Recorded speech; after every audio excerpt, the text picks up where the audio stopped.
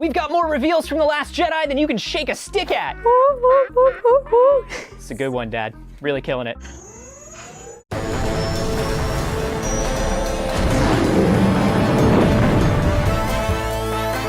This week on the Star Wars Show, Anthony sits down with the Freemaker Adventures' Dana Snyder.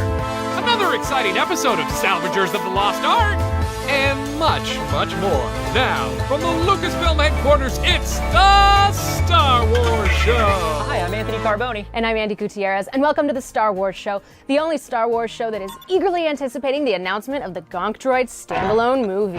Yeah, not yet. It's like, because here's the thing, Lucasfilm hasn't officially announced it yet, but we know it's coming. Why wouldn't they do it? It's just logical. One day you'll get your shot at making a movie, but let's go to the news.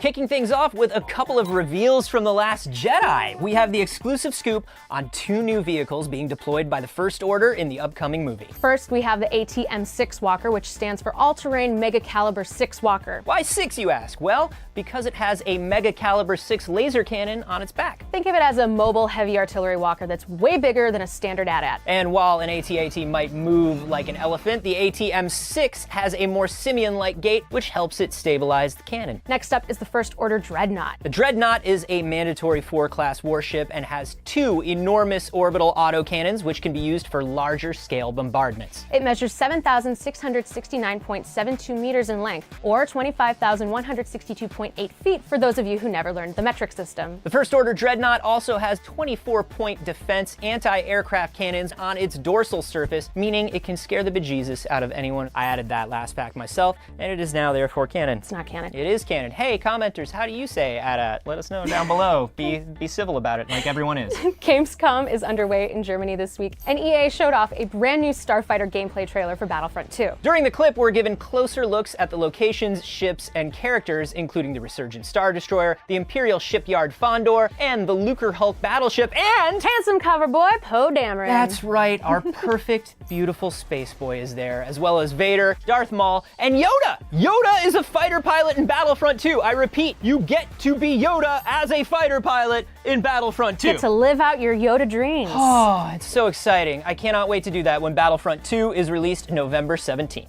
Fantasy Flight Games has announced a new tabletop game this week entitled Star Wars Legion. Legion is a ground-based battle game focusing on the ground troops fighting for the Rebellion and the Empire, including Luke Skywalker and Darth Vader. Plus, the core game comes with 33 unpainted miniatures, with tons more coming in the future. All of which will remain unpainted in my home, because I have neither the patience nor the skill. Star Wars Legion will be available in early 2018. And as always, for more breaking Star Wars news from around the galaxy, check out StarWars.com. Look at him, he's heading for that small moon. That's no moon.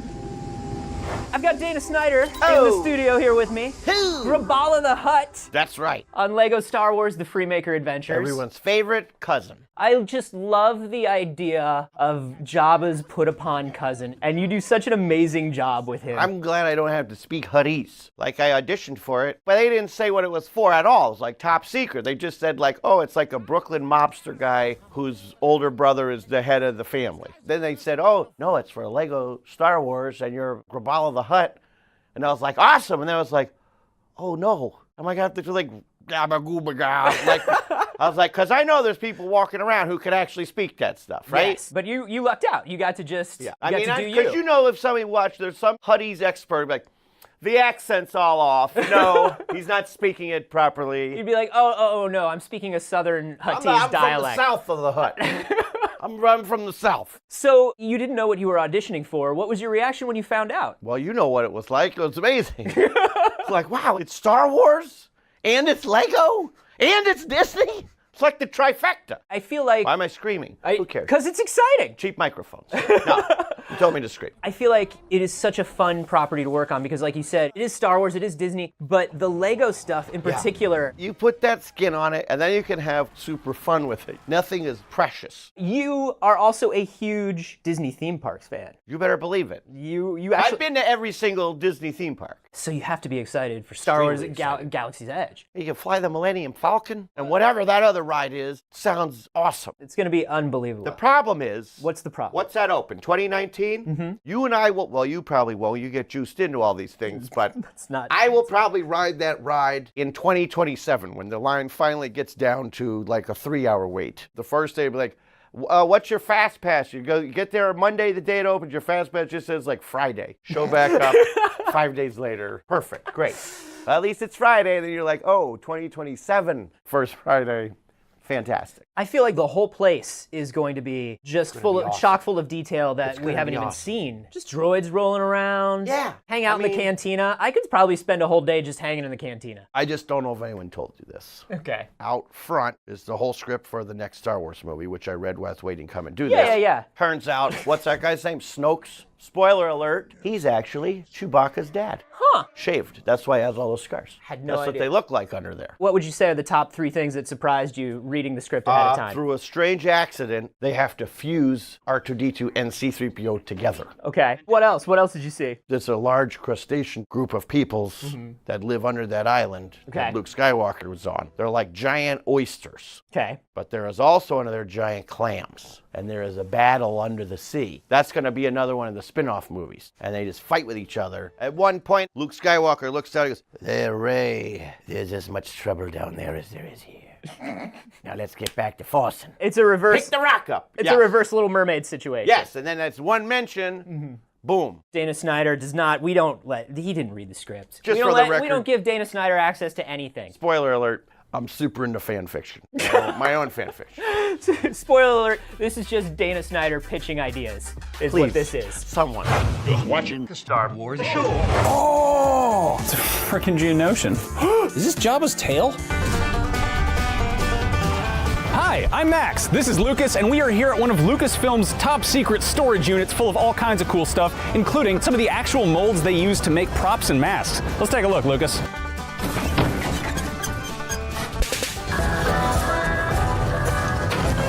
So obviously all the original props and things are in different special archives, but here's some really cool stuff. The molds used to make the props. Is this Jabba's tail? It might very well be. It just says Jabba on it, and then there's pig core. I would guess that's a nice Gamorrean. Yep, that's definitely a Gamorrean. You got the little horns here.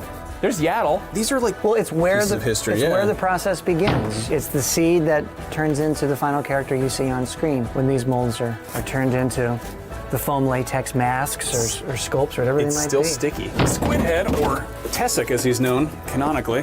What year? Are these more recent? It's a prequel. Yeah, that would make sense. And this is older plaster, which would date it back towards Jedi. Right. We'll take casts of the actors' hands when they have to create gloves for the costumes or the various materials. You know who this probably is. Oh!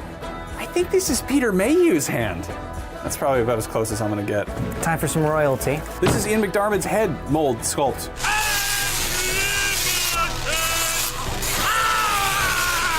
It's an Ithorian's head. So if you get your hands on one of these, you can have your own hammerhead at home.